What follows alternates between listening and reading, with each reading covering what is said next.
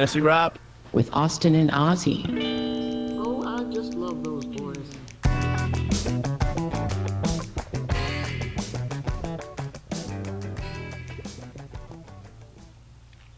Hey everyone, this is Fantasy Rap, and I'm your host Ozzy. And I'm your co-host Austin.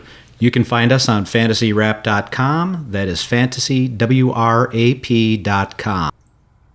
Hey everybody, welcome to week 7 of the football season, and we're going to start off with P's Picks. Hi, welcome to P's Picks. We've got 2 pieces of paper here, like we normally do. And we're going to let her decide who we are going to talk about. Okay, Sutton, which one do you want? Okay, we are going to talk about the Jaguars. Thank you, P. Can you say Jaguars? Yeah. Look at the camera. Say bye. And so you saw that P, or Sutton, picked the Jaguars. So we are going to talk about the Jags. Not a bad game. Interesting game. Yeah, started out, obviously Jacksonville went in with a lead at the half, and the Saints looked horrible on offense. And so, yeah. I was watching and I saw Derek Carr get extremely perturbed, Aaron shall we Rodgers. say. Well, but you look at the 2 major plays that he was upset about, and Kamara came out. He was like, that was me, that was on me, and Olave. He was going to be open for that pass, and Carr put it where obviously only Olave could have caught it had he kept going, and he just stopped. Yeah. So, I get the frustration. Hot read on Kamara and just a long pass, but, and the numbers showed it for Carr, and, he ended up being 33 of 55, but we're not talking about them. So, let's talk about the Jags. ETN was a stud again. Again. 2 touchdowns yet again. It's kind of like Kenneth Walker right now, too, where he just keeps scoring 2 touchdowns every week. Yeah. So Trevor Lawrence was 20 of 29 for 204 yards and a touchdown. Rushed 8 times for 59 yards, which actually led the team in rushing yardage. Interesting. ETN caught 3 of 5 targets for 24 yards, had 14 carries for 53 yards, and 2 touchdowns. Yeah. Mediocre numbers if he doesn't have the 2 touchdowns. Yeah, obviously. You're looking at, 7, a little over 8 points right there. Not even. Yeah, in mine it's 7.7 points. Yep. Yeah, so it's horrible. Yeah. Well, I shouldn't say horrible, but not what you'd expect out of. On the other side of the ball, Kamara had 105 yards or 103 yards. Yep. But he also had 12 catches. Yeah. So in a PPR league, again, like last week, you're doing amazing things with that. I put a message out in the main league, the redraft league, with all my friends from grade school and junior high and high school. I said, don't worry, your running back will have their best game of the season against me, because I went against CMC when he had the 4 touchdowns. Well, of course. I went against Walker last week with 2 touchdowns. There was another one that I went against that blew up. So don't worry, guys. When you're playing me, running back. Well, I think you're going against ETN in our Dynasty League. Oh, cool. Yeah. I don't know what it is about this year, but yeah, you're down big on that one. Yeah. So Kirk had a pretty good game. He was 6 catches on 6 targets for 90 yards and a touchdown. He did lose a fumble. Yeah. I often sit there and I think to myself, why are you letting the guy stand up? And I've considered, well, they're probably looking to knock that ball out. All he had to do was touch him. Yeah. And he was down. But he let him stand up and he punched around from the backside and got that ball out, which is, great defense. Smart. You obviously can't stand up without using a hand to push yourself up. unless you're, super flexible and everything. And you remember Zay Jones when he was on, was it the Bills, I think? There was a video, he was, out of bounds, went for to try and catch, missed, and he was on the ground. I mean, granted, he initially pushed up with both hands, but he was maybe 6 inches off the ground or a little higher, and then he just stood up. With not extending his arms or anything. Yeah. It was really, it was a whole thing for a while, but yeah. Okay. Some people in my mind. Some people can do that type of stuff. Yep. I guarantee you at my age, no. I don't really remember doing that when I was younger. Yeah. So, and then we have Ingram, who was 5 catches on 7 targets for 45 yards. They didn't have a lot of passing yards. No, I mean, they didn't, offensively, obviously, you had the, 2 touchdowns, so 3 touchdowns total on the offense, and then you had the pick 6, right? As well to help them. And then they almost came back and gave the game away. Well, yeah, Foster Moreau drops that wide open catch in the end zone, Right. Would have been tied up probably. Yeah, so... the name that's not on that list and everybody's really upset at is Calvin Ridley. Yeah.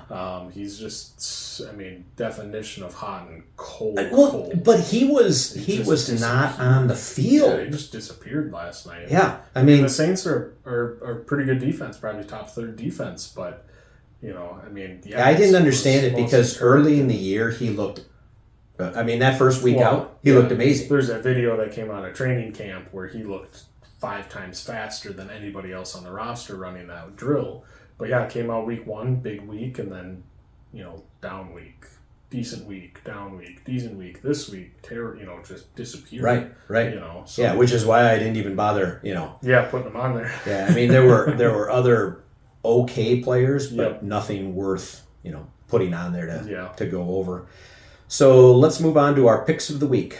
Top 6 ranked quarterbacks this week are Mahomes, Hurts, Lamar Jackson, Josh Allen, Geno Smith, and Tua. And oops. Huh? I didn't realize that was Geno. How many other Smiths are there? I wasn't paying attention. I used to play quarterback, but I don't think they're having me play this week. Yeah. So I went with Brock Purdy versus Minnesota. Minnesota, I don't know what to say, because their defense has been horrible. Mm-hmm. Their offense has been electric. Yet the Bears couldn't do anything against them, and they couldn't do anything against the Bears last week. Yeah. We talked a little about that. But Purdy, Purdy really, it's dependent on, he really needs one of those 2 weapons that are out. For sure. Maybe the left tackle, too. CMC is listed as probably a game-time decision, at least at this point. My guess is, he's a tough dude. Yeah. From what I understand is, all he's going to do is have to play through pain. Mm-hmm. If it were me, I would be playing. Yeah, especially prime time in a spot where you can have another one of those CMC kind of games against Minnesota. Right. I think you're going to be out there. He's going to be out there playing. I would think so, at least until they're up by 28. Well, yeah. Which what is that? Halfway through the first half? Probably. Yeah. Partway through the first half. So, sorry to all my Minnesota friends. Yeah. So I think Purdy looked bad last week because of the missing pieces. So right. Against a good defense. So this week, kind of a get back into it. Because before that he looked great. Right. And you assume too that he gives them a couple, an extra day with being on Monday for Shanahan to scheme and get ready to pick apart that defense and probably see George Kittle actually involved. This week too. You would think. Who knows? That's the problem. He's one of the top 6 ranked quarterbacks or tight ends this week, but who knows? Yeah. This last year I had Kittle, but he was good through the playoff. The last couple of weeks was amazing, but my worry was how great CMC's coming in, and Kittle's probably the best blocking tight end in the game right now, and that he's just going to be an extra left or right tackle. That's it. And, so Well, and I was, like I said last week, I mean, he had like one target or one catch or something. Yeah. And that's after Debo went out and CMC went out, which really tells me, well, the left tackle went out too. Yeah. So maybe he was required to Probably do more. some blocking more. For sure. But I would have thought that, if they wanted to get something done and they only had Ayuk and who's it? Is it Sherfield? Sherfield? I don't even know if he's still there or not. I don't even know who their other guys are. Okay. Yeah, I mean, they're Don't they have like Ray McLeod or something too? Ray McLeod. So I mean, it was, they didn't do anything last week with him. What makes you think they're gonna? I just don't know. Yeah, I don't know either. I mean, I think maybe I'd say it's a warm take that if you put George Kittle on the Chiefs, he would be putting up the same, if not slightly better numbers than Travis Kelce. I think physically he's a better tight end, but Kelce and Patrick have that mind meld where he can find those spots. I mean, again, it's the same thing. Kelce, he's just open all the time. All of a sudden, he's just open. He just finds his zone. He knows where Pat wants to go with it. Yeah. I think, just physicality, physical, ability. I think Kittle's the more physically gifted tight end than Travis Kelce. But so it is. I mean, being a Kittle manager, it's frustrating. But that's why I always steer away from him. Yeah, he's way too, again, hot and cold, volatile. Yeah, so I mean, I like the Purdy. We'll see if, like I said, if he can get right, it's a good spot. Prime time, kind of have to show up for that. So. Right. So I did pick Geno, but I didn't realize he was on the list because I came in at the last minute here. So I'm gonna go. Let's take a peek here. I'll go Deshaun Watson. Yeah, and I'm looking in my brain. Oh, okay. I'll go Deshaun Watson actually against Indianapolis if he plays this week. Okay. Sounds like he's a go. He's showed up in practice today or yesterday, or I think maybe just today. So sounds like he's gonna go. If he does, then he'll be my pick. But Indy, you beat him through the air. He seemed to have a good connection. Obviously, Amari Cooper's their best receiver. Right. Elijah Moore's been showing up a lot on waiver wires and getting, he's got a lot of drops under his name on Yahoo because he's had down weeks because Deshaun Watson, that whole weird situation, with the shoulder and them coming out and saying that he was medically cleared. And, I think Watson, it's tough. I mean, I think there's still a lot of mental stuff going on with all the stuff that happened to him last year.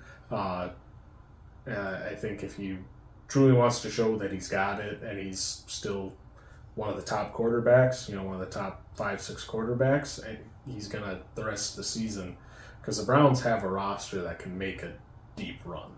I mean, they just beat San Francisco. Their defense is good. Their defense is good. I mean, obviously, you lose Nick Chubb. That's a huge blow to the offense. But so where do you see their running game going? Well, I have Jerome Ford, so I hope it's Jerome Ford. And they've still said that he's the one, but it definitely last week was Kareem Hunt. I mean, Ford still had a good game, but I think it's going to be closer to that 1A, 1B, and not a 1 and a 2. Yeah. They're not worried about Pierre Strong. He'll come in and probably get a couple carries as a breather. I'm looking at it from the fact that, you had a solid workhorse, and then he got hurt, and now you've got two guys that are very, very much, I'd say either one of them could do it, probably, but they won't. I mean, the coaches will not put them in a position where they are going to just use one, I don't think. Yeah, and that was kind of the thing, too. I mean, and who knows? I could see Cleveland going with the, before the trade deadline, trying to go and get somebody, I don't know who, but, trying to find a back that can be a true workhorse. But I really think they're Derrick Henry? Well, Aaron Jones? That's where my mind went, was honestly Derrick Henry. I think that would be kind of a scary thing to see Derrick Henry in a Browns jersey. But Aaron Jones? Aaron Jones would actually be good. Yeah, I think so too. So yeah, I mean, I think Watson, I think this is going to be kind of a nut up or shut up kind of matchup here. I mean, if you lose to Indy with Gardner Minshew, and, if he comes out, if Deshaun comes out and plays bad against them, I think he's going to truly lose the fan base. I think he's obviously not well liked because of all the allegations and everything that happened. I mean, he deserves that. Dirty young man. Yep, he deserves that. But, purely talking about him as a quarterback, he's got to come out and he's got to win the fan base over again if he wants to stay there and compete. I mean, I know we got all that money guaranteed, but you got to be a real turd to take all that money and not show up, essentially. Jamarcus Russell? Well, yeah. There were red flags going into the league. Well, yeah, and it was the number one pick and all of that guaranteed money, and boy, was he a waste. Yeah. Yep. So let's move on to our running backs. We've got, unbelievably, and I looked at it like 5 times, Isaiah Pacheco at 1. We've got Walker at 2. We've got Mostert.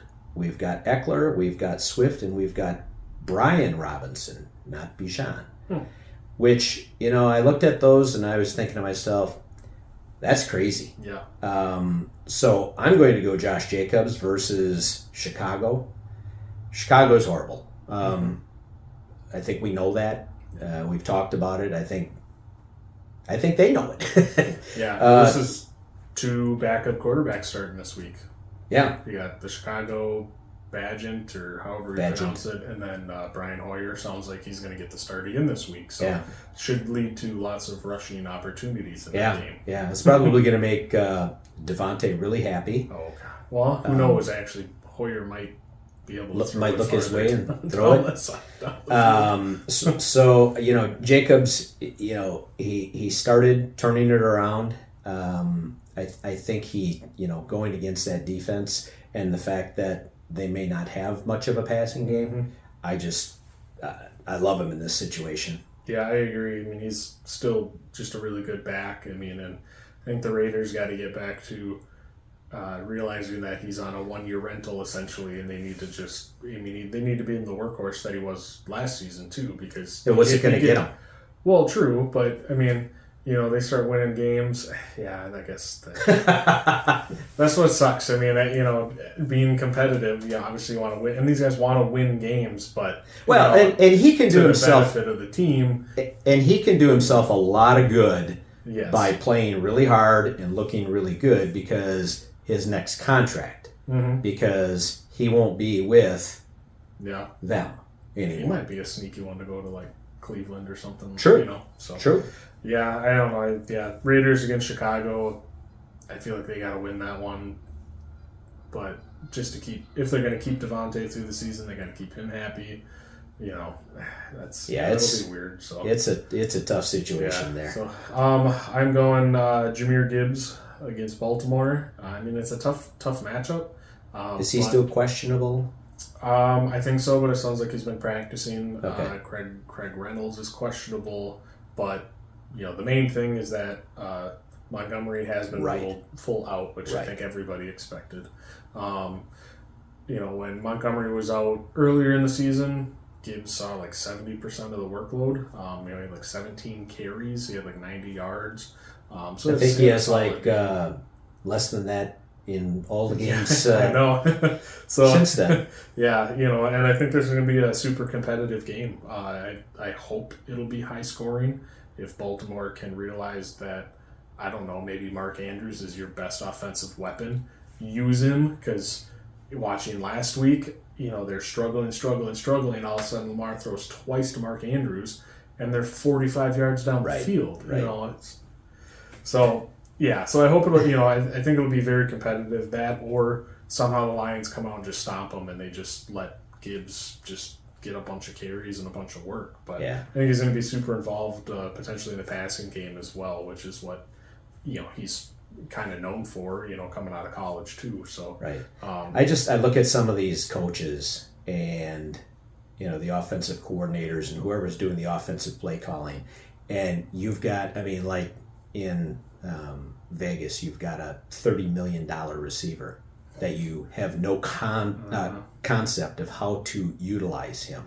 You know, you've got guys like Gibbs. You've got, you know, and these guys just, I say the same thing in Green Bay. You know, we've got guys, but we never, you know, I don't know if they've got it scripted for the first X number of plays. I feel like most teams do. Like, you hear that a lot. Like, the first, 15 plays Right, are all right. scripted. And then But after that, it's kind of... You'd figure that if you're not getting open deep, you would run some slants or quick outs or quick ins or you know, whatever. You gotta let what the defense is allowing you to take. Right. You need to take. You can't try and... I mean, obviously, there's times you can force it, but, you know, like the situation in Las Vegas, there's years of film on how to use Devontae Adams. Right. Granted, you need an Aaron Rodgers, you know, esque quarterback, but back shoulder, there's years of film on some of these guys, like or Gibbs is a quick rookie, slant. but, I mean,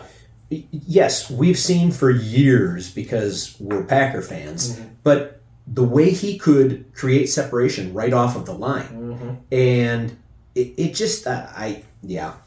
I totally agree. Watching some of these games, I expressed my frustrations with Tennessee, you know, getting down to granted they didn't want to burn time on the clock, but you're down on the 2, and the biggest running back in the history of the NFL is standing on the sideline with his head Christian off. Okoye. You probably don't even know who that is. The Fridge. The name sounds familiar, but yeah. The Fridge. Kansas City Chiefs Christian Okoye. Yeah. He was he the Nigerian Nightmare? I think so. Was that his nickname? Yeah. And he had those shoulder pads that made him look like he was bigger than the Hulk. Yeah. So, you know, stuff like that is just, it's... And, you know, obviously we don't see what they see, the Incredible Hulk, not Hulk Hogan. Hey, brother. I see you. So let's move on to wide receivers. We've got Cooper Kupp, Tyreek, AJ, Diggs, DJ Moore. Surprises me there, and Ayuk. So I almost went with Herbert as my QB, but I am going to go with Keenan Allen. Yeah. Versus Kansas City. I know Kansas City's defense has looked good. I just think that Kansas City has not played anyone really tough this year yet, in my mind, except for, didn't they beat Detroit week 1? Yes. Okay. So outside of that game, and actually, no, Detroit beat them. Oh, that's right. Detroit beat them. Yeah. I can't. So I sit there and I think that yes, they have a good defense. They have no offense, and I think that Herbert Hardman coming back in from the Jets. Yeah, so. that's an interesting interesting trade. Yeah. I don't, they definitely need people that Mahomes can throw to in place of just Auto. Yeah. I still love that commercial. So, I like Keenan. I mean, Keenan, whenever they start to utilize him, dude's a stud. Yeah, I mean, he's one of those guys that you like I brought up with, Mark Andrews. You start using him, all of a sudden the ball starts moving down the field, and it's like, well, you just keep doing, you got to keep doing that. And right. Allen's the the guy that, PPR, he's been an absolute stud too, because he's getting all of these receptions, double-digit targets every week, basically, I think pretty much every week. He's been scoring some touchdowns too, which hasn't really been kind of his thing for the last couple seasons. Kind of, I'd say almost Julio-esque, but Julio was known for the big yardage, like 200 plus receiving yards a lot, but with no touchdowns somehow. But he's Herbert's favorite target. You get Eckler back another week off of the ankle. So this should be, I don't know if it's game of the week, but I have a feeling it probably should be. Yeah, I don't remember when it's being played, but that's going to be a good game in my mind. I a good buddy of mine is a KC fan. I just am not impressed with them offensively this year. Yeah, I don't think they are either. Right. They know. I mean, obviously, Yeah, if you go get it's not a Nicole Hardman. huge move, but No. they went and brought back McCole Hardman. I mean, it's a guy who can immediately come back and play, week one because he knows the playbook, he knows Patrick, Right. so that's going to give a boost. I mean, could see a little more emergence from Rashee Rice this week too, which would be nice because he's the only one who's shown he can do anything on that receiving core right now. So I think Nicole Kelsey. Hardman will also bring in some of those gadget plays with his speed. Yeah. So So I'm going with a guy who's been, a little off injury and kind of waking up here too. I'm going with Jalen Waddle against Philadelphia. Philly's defense has not been as good as it was last year. You can Absolutely throw not. on them. You can score on them. I think they're going to be pretty preoccupied trying to limit, Mostert and obviously Tyreek, and that's where Waddle kind of thrives, is middle of the field, right. Cutting underneath a Tyreek route or something like that. So, Waddle's And yards so after good. catch. Well, yes, yards after catch too. He's really good at that. So, that's another game that I think will probably be pretty good, just because both defenses are kind of, slightly above average, but they let up points and yardage. I mean, Miami came out and let up 14 unanswered right away to Carolina last week, so that was a that surprise. makes their offense have to work and keep them in the game. So, any piece of Miami's obviously been a stellar start, but will continue to be. So, Yep. So let's move on to the tight ends. We've got Travis Kelce, we've got Mark Andrews, we've got Hawkinson, we've got Goddard, we've got Kittle, and we've got Waller. And I'm going to do, Pitts. Pitts actually is starting to come around, surprisingly. I don't know if it's surprising or not. The guy is athletically gifted. I think this year it's surprising just because he's been terrible for fantasy. Right. Which also it's been kind of hand in hand with Desmond Ridder actually looking like a competent quarterback at times. So, Right. Yeah, and over the past couple of weeks, he's looked a lot better. So I've got him on my dynasty league team, and I'm hoping that he can keep going with what he's been doing. Yeah. So like I said, probably they're saying the most physically gifted tight end prospect coming out of college. I mean, the guy's huge, fast, good hands. Yeah. I mean, we've seen what he can do his Right. rookie year. So, Right. in Tampa, I think there's actually a lot of good matchups this week where hopefully, I think touchdown scoring overall has been down. Oh, Obviously Miami's been boosting that. But 70 doesn't do anything to that, does it? No. But I think there's a lot of good matchups this week. There for are potentially high scoring games. There too. are. I'm I really think this could be another one where Atlanta and Tampa Bay. Yeah, I'm really looking forward to that Vegas-Chicago game. All right, there's some.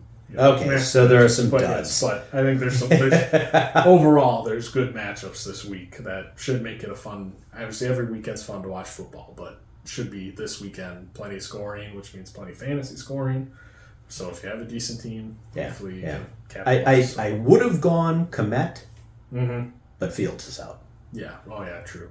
If Fields would have been in, I would have probably gone with Komet this week. Yeah. So I'm going with the tight end on the other side of the ball in that Chicago-Vegas matchup. I'm going Michael Meyer, however you think it's Meyer. Kind of showed up last week a little bit. Got involved. Had a good game. He was, one of the top. I think he was the top prospect coming out of college this season, or out of college last season into this year. Hoyer, he's a vet. He knows what he's a good, backup quarterback. We've seen him come in and put up big games too. And if he's going to this week, it's against Chicago. Yeah. And bad defense. They're probably going to be looking at Devontae Adams and Jacoby Myers, who's been very good too, right. For fantasy wise and just real life when he's been after he got, through the concussion. Jacobs too, they've got so many other options that I think Meyer this week, if not a lot of yardage, PPR is going to be very good this week too, because I think he's gonna see quite a few targets underneath. from Hoyer. So it'd be nice to see a little bit more of a breakout because, like I said, he's the top prospect coming in. Yeah, so you'd want to see something his rookie year. Right. So. The thing that would scare me a little is if somehow Vegas gets out to a big lead. Oh yeah. Well, yeah, but even with a backup quarterback in Chicago, Vegas's defense. I know. I mean, could keep them in the game. Chicago. It could. But yeah. I know what you're saying. It could mean, be something where somehow there's just an explosion with Brian Hoyer, right? And they get up so much that Jacobs is the only start, right? Yeah, and I'm not saying. I mean, I'm just saying it could happen. Mm-hmm.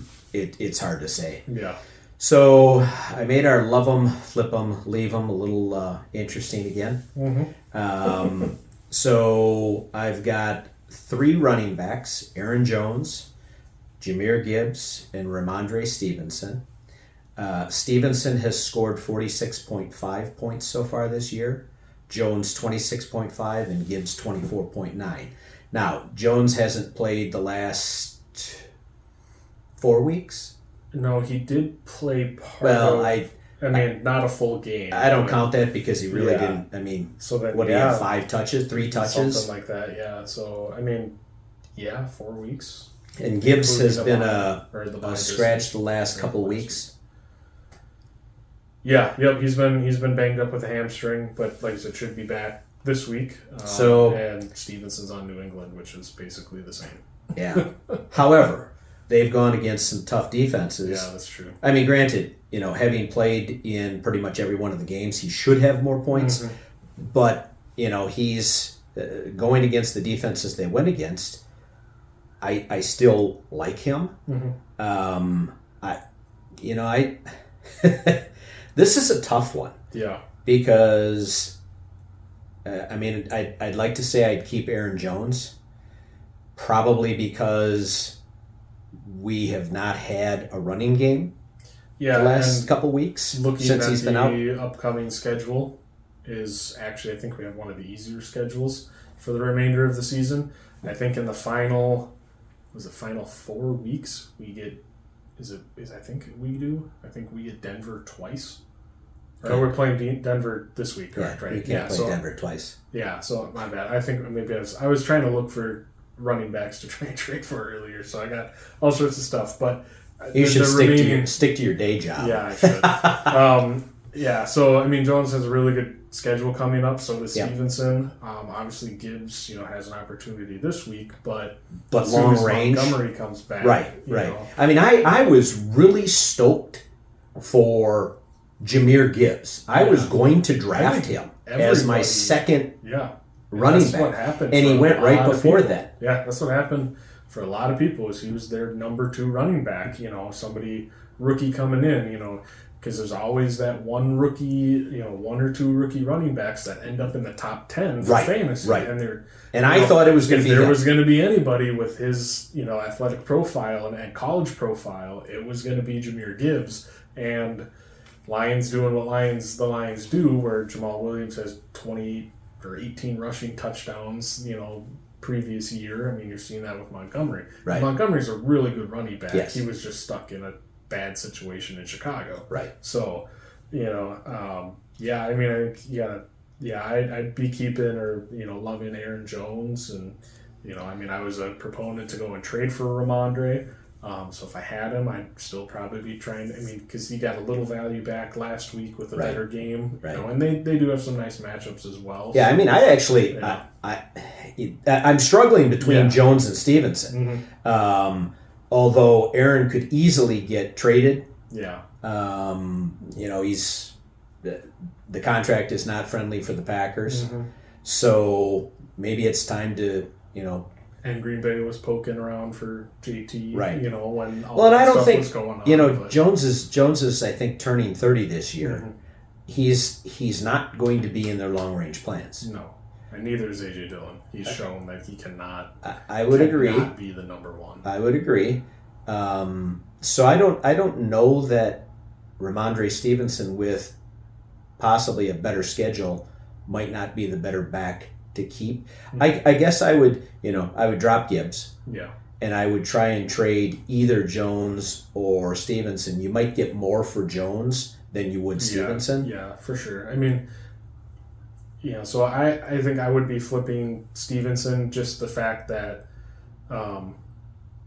he has looked, I mean, even though he had a good week last week, he has not looked good at all. I mean, Aaron Jones, obviously, week 1 just came out and destroyed Chicago. Like, we know he can be truly special for fantasy and just NFL. It was Chicago's deal. Yes. Well, Chicago had all the hype, right? I mean, we didn't know week 1 was Chicago. I mean, we knew their defense wasn't going to be great, but, all the hype, thought they were going to be better than what, occurred. Right. So, but Stevenson has been in actually a fairly even timeshare with Ezekiel Elliott, which is scary. Yes, it is. I mean, that's kind of been the Patriot way too for quite a while. Is although, having that 1-2 kind of.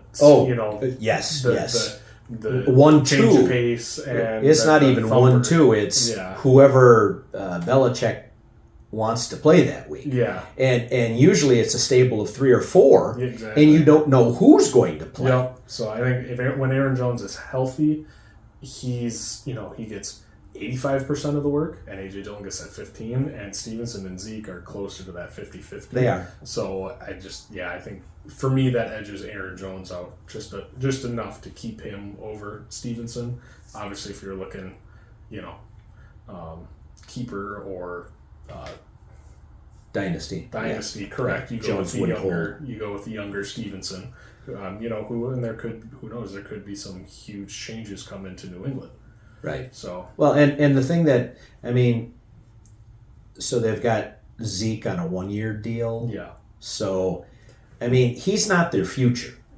No. So, which is why I'm kind of thinking, Rhamondre, if he starts doing well against the softer competition, I think he gets the majority of the work still. Yeah, and he's their passing down pack too. I mean, and that's where he was so good last year, was he was getting so many passes and catches, so obviously that boost for PPR, style. But, that one's tough. Like I stick with Jones, but it is very tight. It's very close. Yep. So that's all we've got for this week. Hope you are able to watch or listen in. Mm-hmm. You notice we're wearing I doubt you can notice on the radio, or on the podcast, but we're wearing some new merch that we created, and so we're trying to look like twins or something. I don't know, but if you're interested in anything like this, I'll be putting up a page on our site talking about the merchandise.